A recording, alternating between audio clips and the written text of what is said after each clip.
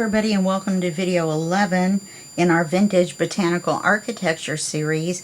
And the kit that I used is also called Vintage Botanical Architecture, and it's a collaboration kit between CollageType and Tatty Treasure Shop. You can get half of the kit at the CollageType Etsy store, and you can get the other half of the kit at the Tatty Treasure Shop at Etsy store.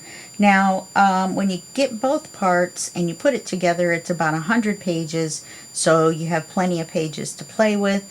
Some of them are the architecture images, and they're very pretty, as you can see by this door image on the front. And then some of them are the flower images. There's tons and tons of flower fussy cuts, and you can also use them as full pages or tags. Okay, so we're going to get into it now. This is bigger than an 8.5 by 11. It is a business size envelope cut down to fit an 11-inch image with the stenciling showing around. Now, the stencils that I used for this project are this one, which is what I did the stenciling around the whole book with. I did it around all the edges, and that was fun. We'll just say that. And then the stencil that I used on the backs of the tags is this one here, which is brick on the top and stone on the bottom, going along with our architecture theme. And this one is stone, stones. And then we also used this die cut set with the jagged edges for our windows, and we made some of the tags out of it as well. The centers, we use the centers of the windows as tags. Okay, so getting into the book, the first thing you'll notice are the tabs everywhere. This one has a tab. There's a card that comes out of the bottom. It goes back in there. Then these tabs line up, and this is a large card that goes in here, and it's stenciled on the back. Oh, it's not stenciled on the back. I missed one. Well, there I go, showing you the one that isn't stenciled. Of course, most of them, or all of them, except for that one of the large cards, are stenciled on the back with that down the side with the stencil. That's the stone on the top and the brick on the top and the stones on the bottom. Now, to get to half of this envelope stack, you untie it on this side, and then you open the little door, of course, as you open doors. And you've got this flower image here, and then you've got this giant window envelope with this tag that comes out of the top. It would help if I didn't have my finger on the bottom of the card. Then we're going to tie this back up.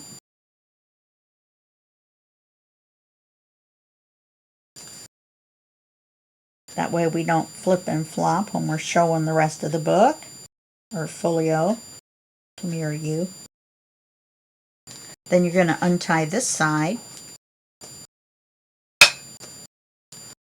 And then this large envelope opens. There's a belly band on this side with the image, the architectural image, and this is also a door here. Another one of the architectural images. We've got windows and a window and a door on this side with some of the botanical elements. There's a large card that comes out here, and it matches this. It's not the same image, but it matches. Then you open this here. You've got a tall botanical card here, and then a pocket. Then you've got this beautiful large image of some of the florals that are included in the kit. So then you're going to close this side. You're going to close this side. It's a small stack. It's not a large stack. It's what I consider small. Large ones are quite large, and I've done those. This is the largest project that I've ever done as far as height and width. Can't even say it. So we're going to open the first page, It's pretty big, so I'm gonna slide it over. And on this side, you have a large writing card. This one is stenciled. You can see the stencil on the back, and I did them all on the left side.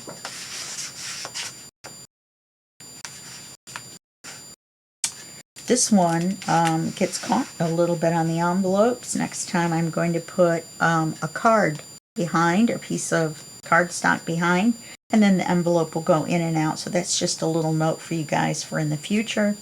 This card comes out this way with the window, with the little jagged window. You turn this, and with the little Velcro dot, it was too thick for a magnet. With this little flip open made out of 2 windows in the pocket. Then on this side we have one of my favorite flowers in the whole kit. Then there's a card on this one that comes out. Obviously a card comes out. And then you open this up, and there's the writing area with a little bit of ephemera. And then here's the belly band. Then you go to this side over here, and we have these 2 beautiful botanical pages with a little bit of ephemera.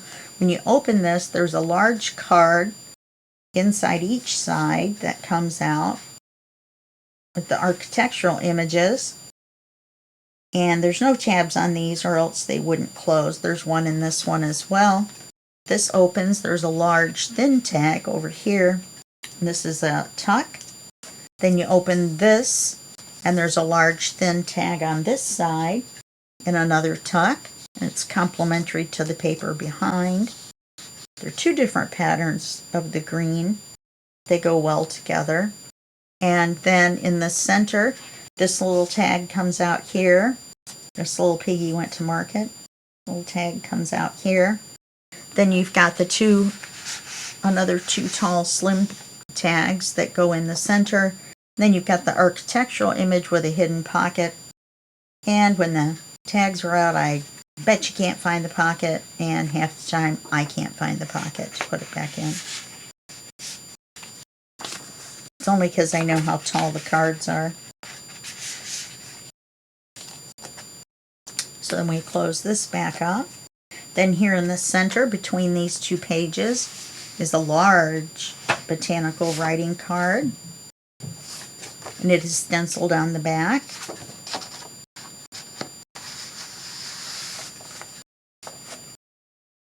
Then you turn the page, and you can see that this goes in between the 2 pages.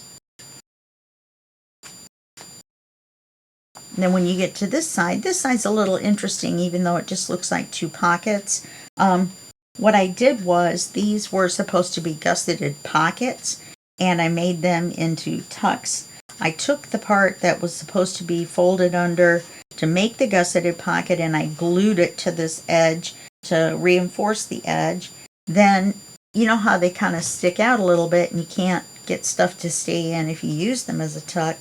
Then what I did was, in order to hold this in, I put a magnet on the inside of the pocket, or the tuck I mean, and then a magnet, of course, behind the paper. Then the magnet holds in this envelope. I love this image. It's one of my favorites. And then this image on the back, and then it's printed on the inside. And it goes right back in there, and the magnet holds it in.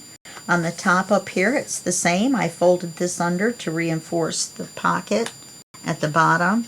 Then there's a magnet inside under here, and that holds in these 2 cards. Nice large cards held in by a magnet. Try to get it not to stick out over the top. Then you slide it over, and on this side of the page, oh no, look what I did.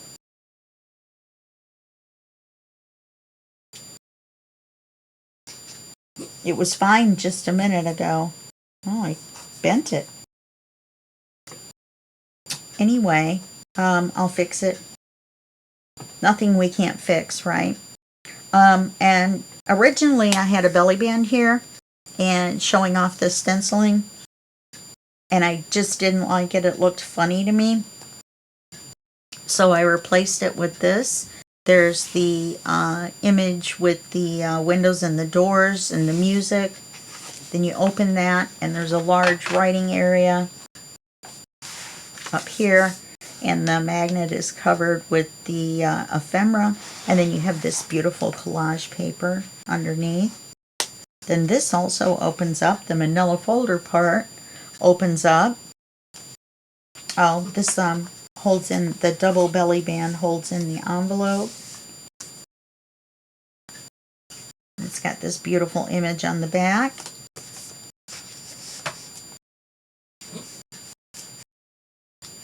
So then this part right here opens. We cut the manila folder right here, and we cut it down to one of the folds, the natural folds, for where you expand the envelope or the manila folder when you have too much stuff in it. And then so that opens up, and on this side we have a large pocket with 2 writing cards. On this side we have this beautiful image. The other 2 of my favorite flowers. Then we open this page, and this goes to a almost a collage of flowers. Beautiful poppy here. I don't know what this flower is, but it's very pretty. This opens up. A large writing area on the top. This is, I don't know if you can see it on camera, but this is a grid work. Grids of little white lines so that you can write on it. Then down here we have this large flower is a tuck, and it holds this card in. And then this is a large pocket back here, and it holds this card in. And it also holds this ginormous card in.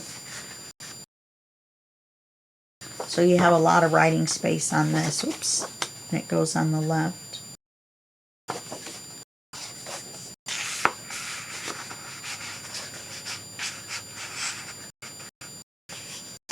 And there's a little bit of ephemera here.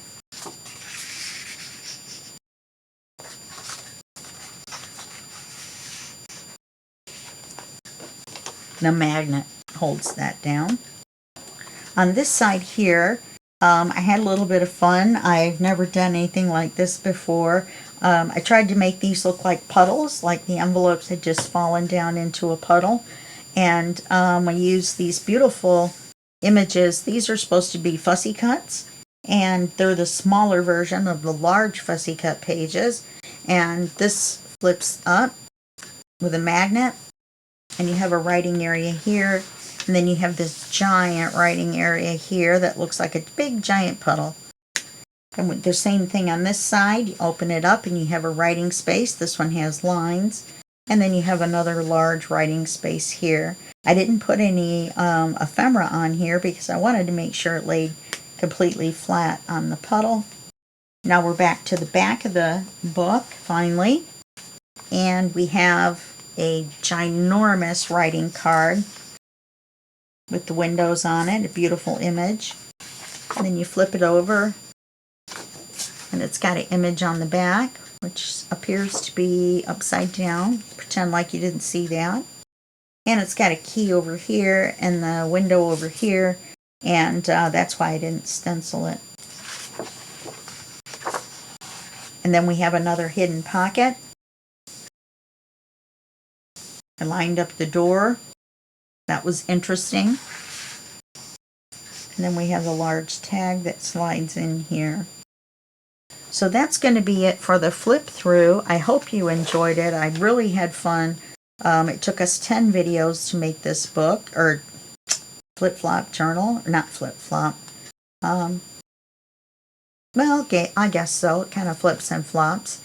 And I will see you in the next video series that will be coming up in about 3 or 4 days.